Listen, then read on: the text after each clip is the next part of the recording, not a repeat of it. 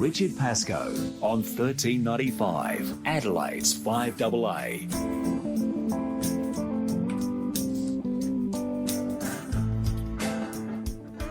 Yes, it's 1:46 here on 5AA. Love talking to you this afternoon. One man I missed last week was this gentleman. Tell me what is wrong, 'cause I am wise to leave them open for so long.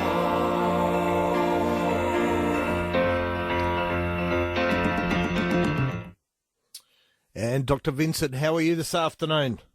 I'm very well, Richard. Thank you for having me back. No, pleasure. Did you have a good break? We did. We did have a really good break. Unfortunately, the first day, though, it was raining while it was really, really sunny in Sydney. Right. But the second and third day, they were all sunny. And, yeah, we really had a really good time in New Caledonia. I would recommend it to people who would like to go somewhere overseas, but very easy and very close by. It's only 3 hours from Sydney. It's a really nice, sunny place. Okay.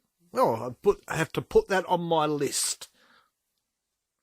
Yes, and the food were amazing. Seafood was really good, and the hospitality of the people there were just fantastic.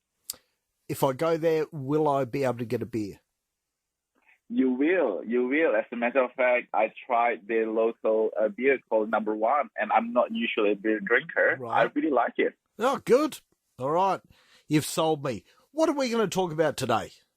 We're going to talk about microplastics. It was inspired actually by my trip going to Noumea, which is in New Caledonia. And I really went to the beach, and for the most part of it, the beach was really clean, but I saw a lot of tourists, mostly littering everywhere. And I thought that is such a shame. That's terrible. That's terrible because the water was really pristine, really clear, and it makes me really sad and to be honest with you, a little bit angry that people do that. And I want to talk about microplastics because we should really care about this type of pollution. A lot of people don't give it a second thought when they're using the single-use plastic cup or single-use plastic container. The next time you go to buy your lunch from the takeaway shop, just put on your stopwatch and calculate exactly how many minutes you actually use that plastic container for. And I bet you, on average, it's probably really low. In South Australia here, we banned most of them now. So we actually lead the country in it, and the new ones are... what do they call little stands, little plastic stands you get in pizza boxes? That's what we're down to now to get rid of. That's because most really, of them, so, we no plastic takeaway cutlery. It's all gone now here.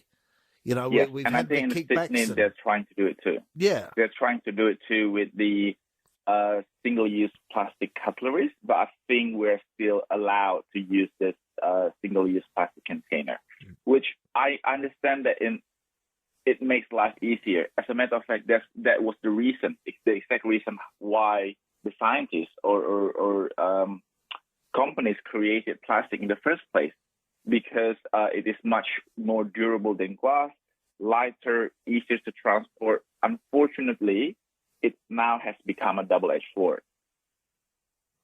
And, we've got so much, stuff that's in the ocean at the moment, haven't we? Yeah. As a matter of fact, when I was researching this topic, I found a really staggering statistic. It says that at the rate where we are going, with almost 10 million tons a year plastic ending up in the ocean, by the year 2050, there will be more plastic in the ocean than there are fish. And this is really scary. That's awful. That's really, really awful.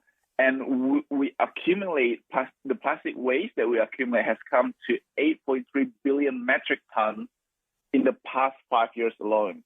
So I really would like to urge us all to be more responsible in our plastic use, because not only it is polluting our environment and killing the animals, the fish, the turtle in the ocean, it is slowly killing us too, because there are these things called microplastics, which are basically pieces of plastic that are smaller than 5 millimeters.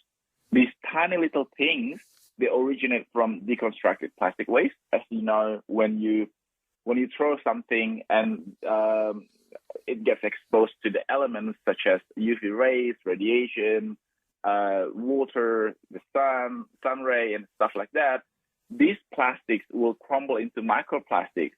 And unfortunately, because they are just scattered out there in the environment and they cannot really be degraded fast enough, it will find its way. They will find their way into our waterways. Yeah. And then the next time we take a sip of water, it may be contaminated with microplastics. I've just got the Josh, my producer, just brought me in the press release from Susan Close, the Deputy Premier.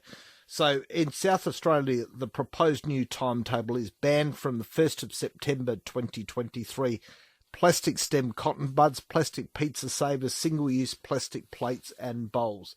Banned from the 1st of September 2024. Plastic bags, produce barrier bags and thicker boutique style bags. Other expanded polystyrene consumer food and beverage containers, plastic balloon sticks, plastic balloon ties, plastic confetti, plastic bread tags, single-use plastic cold cups and plastic lids, single-use plastic coffee cups and plastic lids, plastic beverage plugs and single-use plastic food containers. Banned from the 1st of September 2025, plastic fruit stickers, plastic soy sauce, fish and pre-packaged and attached products such as straws attached to drink containers and spoons and forks attached to pre-packaged food. All other states are also banning single-use plastic products over the next few years. So, well done, South Australian government, on doing this, I think, and you'd agree with that, wouldn't you, Vincent? Yeah, I totally agree with that. I mean, as a company, we use plastic as a packaging as well, but we try to be more responsible in using the plastic. We are using reusable plastic instead of creating new plastic, because that is one of our commitments to the environment. I mean, we work really closely with Australian apple farmers, and we know and we understand how important looking after and taking care of our environment means to the economy. So we take a higher road in terms of investing more money to create plastic from all of the other plastics, so that not only we are reusing and reducing plastic waste, we're also contributing to not creating new plastic in the world. And I really do think that government can and has done a lot in terms of helping to reduce and resolve this issue. This is not something that can change overnight. And I guess one of the reasons why, instead of the regulation being enacted tomorrow or next week, it gives people time and businesses time to actually adapt. And I really do think that a program like this is really useful to educate people, because I firmly believe that when given the option, people will choose a better option or a better way. Yeah, unfortunately, sometimes they don't know. They are not educated. They are not informed, or they simply do not have other options. So I'm sure that one of the options will be reusable water bottle, reusable shopping bag, reusable food container. But I also would like to remind all of us that all of these good alternatives to single-use plastic is only good when we remember to take and use them. Yeah. Because I am guilty as charged sometimes when I go to do my grocery shopping, that I forgot to take my reusable shopping bag, and I ended up paying another 30 cents for another reusable shopping bag. So we have to be mindful, we have to be vigilant, and we have to, train ourselves into a new habit, because not only all of this stuff that we are doing to reduce plastic is good for the environment, it is directly and indirectly it's good for our health as well. You talk about, the health issues. Tell me about those associated with microplastics. Cancers are the most common risks that are associated with microplastics and the added chemicals. Some plastics, they contain chemicals that act as a plasticizer to make it more pliable. This could be BPA, DHEP, and these chemicals are known to be to have carcinogenic properties. And it's really important for us to understand that when microplastics are being degraded because of the sun or the UV ray or radiation, it actually causes the chemicals inside these microplastics to become unstable. And the high temperature can actually cause these chemicals to leach into whatever that it comes in contact with. So this is not a hypothetical risk. This is something that has been shown in a lot of studies.